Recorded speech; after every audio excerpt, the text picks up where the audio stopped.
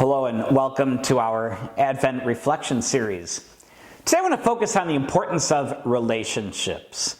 It's obvious that we all have various relationships within our lives. We have our relationships with our family, with our parents, our siblings, aunts, uncles, grandparents. We have relationships with those that we're in a more intimate relationship with, like a spouse or best friends, close colleagues that we may have at work. We also have those other more distant relationships, like other colleagues at work, our neighbors, or our other classmates if you're currently in school. We have all these different kinds of relationships. Oftentimes, we can allow our relationships to form after we've kind of had our own identity figured out, right? And I think that's most common, especially in high school and college, that whether we're the theater kid or we enjoy playing sports or we're in the band or in yearbook club or doing the school newspaper, we can then form our relationships based on our kind of what we're doing, but also how we identify, right? The theater kids all hang out with theater kids. The athletes all hang out with other athletes. So our relationships kind of form in that way based on kind of how we've been identifying ourselves and what we do. That should not be the case when we look at our relationship with God, right?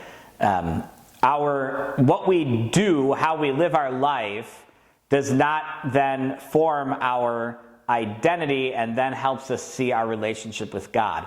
Unfortunately, I think that's what happens with many people and why many people don't have a relationship with God, because what they do is what we all do. We all sin, right? I mean, myself included, believe me, I'm the biggest sinner here at St. Edward Parish. We all sin, but then we let that sin form our identity, whatever that sin may be. I'm a liar. I'm a robber. I'm some kind of a criminal. If we have problems with lust and purity, we can kind of identify ourselves that way. So then we let our sin identify us, and then because now I've identified myself as only a sinner, I can't have a relationship with God. So we let what we do, or we'll say our mission, right? We'll let what we do form our identity, and then it's our identity that gives us our relationships. When I was in high school, I loved doing theater. I did theater stuff. My identity was that I was a theater kid. I enjoyed doing plays and acting and building sets and painting. I loved singing and playing music.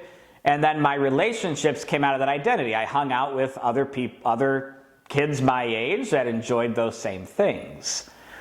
And then I never really allowed myself to kind of open up, and even a friendship that would form later in my life as someone who was really big into athletics, I never had any use really for athletes because they weren't in my identity and my doing mentality, right? I wasn't thinking about athletes. And so I missed out on other relationships.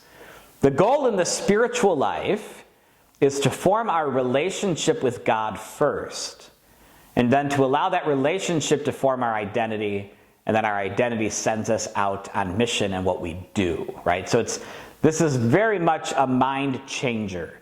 And so I encourage you for today and throughout the season of Advent to think about how in your own life you've allowed what you do to form your identity that then brings out your relationships, and how you can begin to kind of reverse that mindset. Because the other problem too is if your identity is based in what you do, what happens when what you do is no longer what you're doing?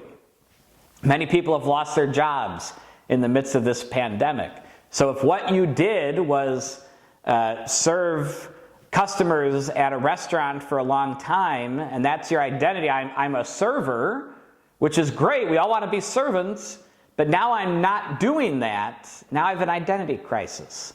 I've been a teacher for 30, 40, 50 years, and now I retired. I'm no longer doing the teaching. Now I have an identity crisis. Parents who have been taking care of their children for 18, 20, 25 years. Now all their kids have moved out and gone to college. Their identity has been a parent, but now there's no more kids in the home to take care of. Well, who am I now if I'm not a parent taking care of my children? So this is the other problem with starting with what we do, letting that form our identity, and then we get our relationships. Because then that identity crisis kind of pushes the relationships out, and now I not only have the identity crisis, but now I'm also isolated and alone. And so let's start using this Advent season to kind of reverse that mindset, that it's my relationships that give me my identity that then send me out to do something on mission.